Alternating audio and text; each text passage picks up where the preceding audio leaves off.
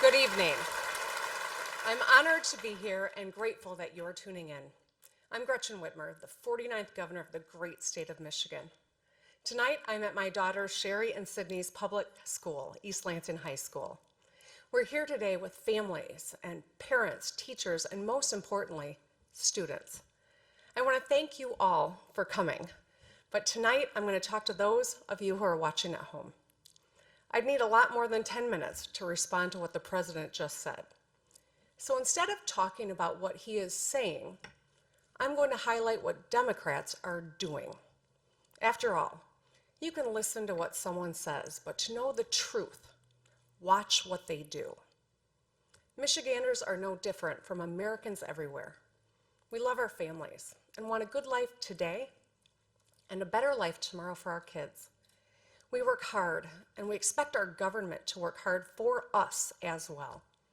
We have grit and value loyalty, and we still root for the Detroit Lions. We and all Americans might be weary of today's politics, but we must stay engaged. Our country, our democracy, our future demand it. We're capable of great things when we work together. We cannot forget that despite the dishonesty and division of the last few years, and that we heard tonight from the President of the United States, together we have boundless potential. And young Americans are proving that every day by taking action. That's what I want to focus on tonight. Monty Scott is 13 years old and lives in Muskegon Heights, Michigan. Monty Street was covered in potholes. They were ankle deep, and he got tired of waiting for them to get fixed. So he grabbed a shovel and a bucket of dirt and filled them in himself. During my campaign, people told me to fix the damn roads because blown tires and broken windshields are downright dangerous. And car repairs take money from rent, childcare, or groceries. And we, the Democrats, are doing something about it. In Illinois, Governor J.B. Pritzker passed a multi-billion-dollar plan to rebuild their roads and bridges. Governor Phil Murphy is replacing lead pipes in New Jersey. All across the country, Democratic leaders are rebuilding bridges, fixing roads, expanding broadband, and cleaning up drinking water. Everyone in this country benefits when we invest in infrastructure. Congressional Democrats have presented proposals to keep us moving forward, but President Trump and the Republicans in the Senate are blocking the path. When it comes to infrastructure, Monty has tried to do more with a shovel and a pile of dirt than the Republicans in D.C. have with the Oval Office and the U.S. Senate. Bullying people on Twitter doesn't fix bridges. It burns them. Our energy should be used to solve problems. And it's true for healthcare too. For me, for so many Americans, healthcare is personal, not political. When I was 30, I became a member of the sandwich generation.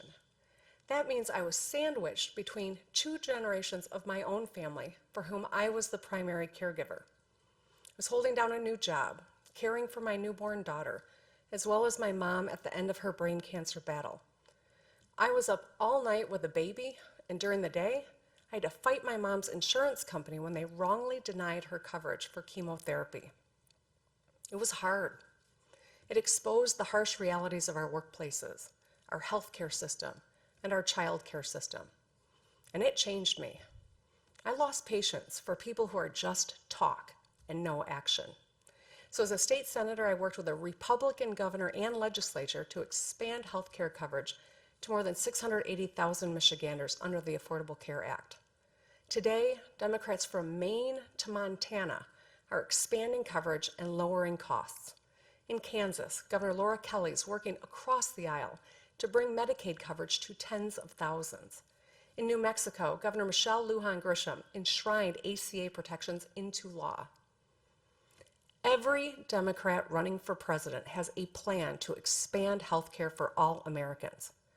Every one of them has supported the Affordable Care Act with coverage for people with pre-existing conditions. They may have different plans, but the goal is the same. President Trump sadly has a different plan. He's asking the courts to rip those life-saving protections away. It's pretty simple. Democrats are trying to make your health care better. Republicans in Washington are trying to take it away. Think about kids like 17-year-old Blake Carroll from Idaho, who organized a fundraiser to pay for his mom's colon cancer treatment. Or 19-year-old Ebony Myers from Utah, who sells art to help pay for her own rare genetic disorder treatment. No one should have to crowdsource their health care. Not in America. But the reality is, not everyone in America has a job with health care and benefits. In fact, many have jobs that don't even pay enough to cover their monthly expenses. It doesn't matter what the president says about the stock market. What matters is that millions of people struggle to get by or don't have enough money at the end of the month after paying for transportation, student loans, or prescription drugs. American workers are hurting. In my own state, our neighbors in Wisconsin and Ohio, Pennsylvania, and all over the country. Wages have stagnated while CEO pay has skyrocketed. So when the president says the economy is strong, my question is, strong for whom? Strong for the wealthy who are reaping rewards from tax cuts they don't need? The American economy needs to be a different kind of strong. Strong for the science teacher spending her own money to buy supplies for her classroom. Strong for the single mom picking up extra hours so she can afford her daughter's soccer cleats. Strong for the small business owner who has to make payroll at the end of the month. Michigan invented the middle class, so we know if the economy doesn't work for working people, it just doesn't work.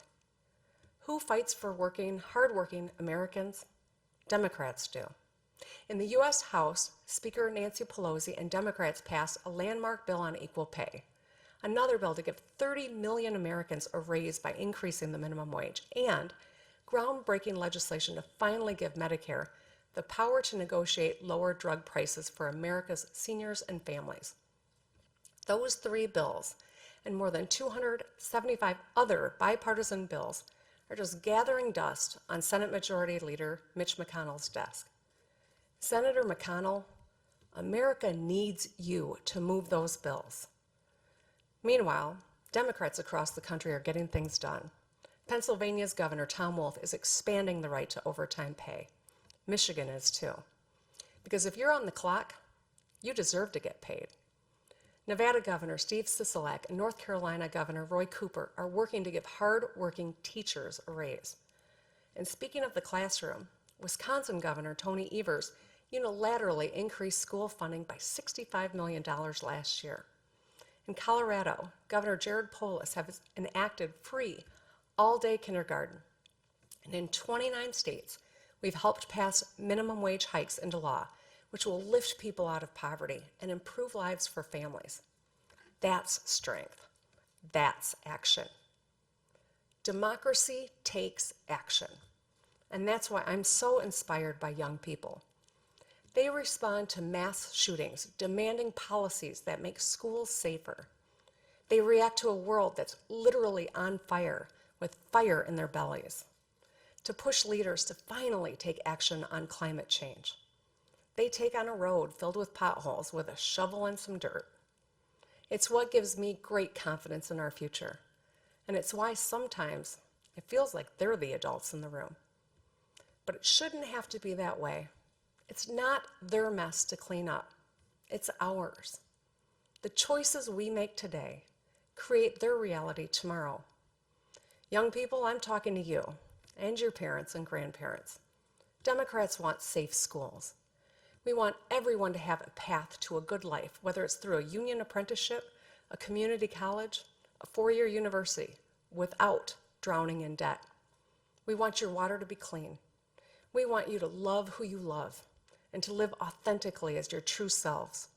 And we want women to have autonomy over our bodies.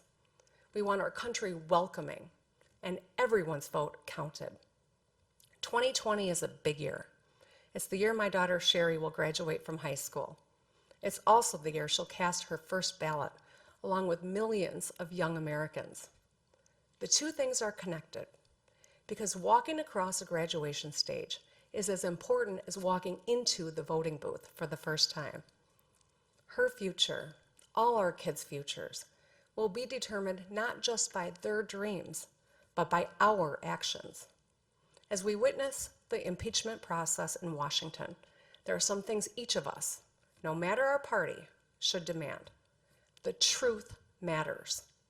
Facts matter. And no one should be above the law. It's not what those senators say. Tomorrow, it's about what they do that matters. Remember, listen to what people say, but watch what they do. It's time for action.